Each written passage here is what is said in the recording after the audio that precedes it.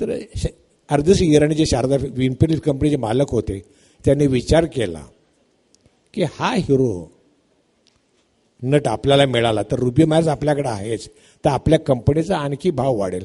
म्हणून शारदा फिल्म कंपनीचे जे देसाई मालक होते त्यांचा शारदा फिल्म कंपनीचा ॲग्रीमेंट संपल्यानंतर त्यांनी विठ्ठलरावांना आपल्या कंपनीत थोडा जास्त पगार देऊन घेतलं. आणि जेव्हा देसाईनं कळलं की विठ्ठल आपल्याला सोडून जातात, त्यांनी त्याला किडनॅप केला आणि कोंडला. आम्ही तुला जाऊ देणार नाही. आणि मग ते प्रकरण अर्धश्री इराणीने कोर्टात नेलं. कोर्टात केस सुरू झाली. एकाने बॅरिस्टर सेटलवाड वकील दिले आणि दुसऱ्यांनी बॅरिस्टर जिना दिले.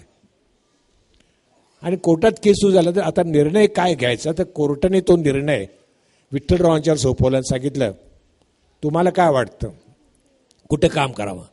तो म्हणलं जो कोणी मला जास्त पगार देईल त्याच्याकडे मी काम करेन. आणि कोर्टात मास्टर विठ्ठल यांचा लिलाव झाला आणि अर्धश्री इराणीने 1928 साली विठ्ठलरावांना 1200 रुपये महिना पगारावर बोली लावून घेतला. म्हणजे 1200 रुपये पगार घेणारा पहिला नट मास्टर विठ्ठल. त्या पगारात त्यांनी कोल्हापूरला चाळ बांधली. आज त्यांची मुलं नातवंड त्याच्या चाळीवर जगतात. आता त्याच्यानंतर हा हिरो, त्यावेळेला सामाजिक चित्रपटाच्या हिरोला प्रतिष्ठा नव्हती. तो त्या काळातल्या भाषेत बोलायचं झालं तर मुंबईच्या ताज सिनेमाचा हिरो होता. आणि इकडे सैगल वगैरे असे नट होते, मोतीलाल, सुरेंद्र. आणि अशोक कुमारने 1950ला हातात पिस्तूल घेतलं आणि तो हिरो ताजमधला नाजमध्ये आणला.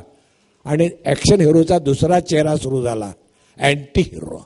मास्टर विठ्ठलला इंडियन डगलस म्हणायचे, अशोक कुमारने अँटी हिरो. आणि अशोक कुमारने विठ्ठलरावांचा 1000 नंतर जो भाव वाढत चालला होता तो 45-46 साली 1 लाखावर नेला. नंतर लाखावर भाव होते सगळ्या हिरोंचे. दिलीप कुमार आले, राज कपूर आले, देव आनंद आले, 15-20 लाखापर्यंत भाव गेले. पण कोणी कोटीची कल्पना केली नव्हती. त्यानंतर आले अमिताभ बच्चन.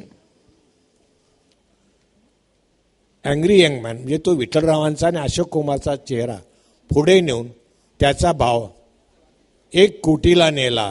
आणि आज सिनेमाचा काळ असा आलाय की कोणी विश्वास करणार नाही.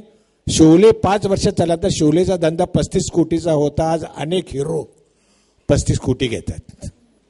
इतका सिनेमा बदललेला आहे.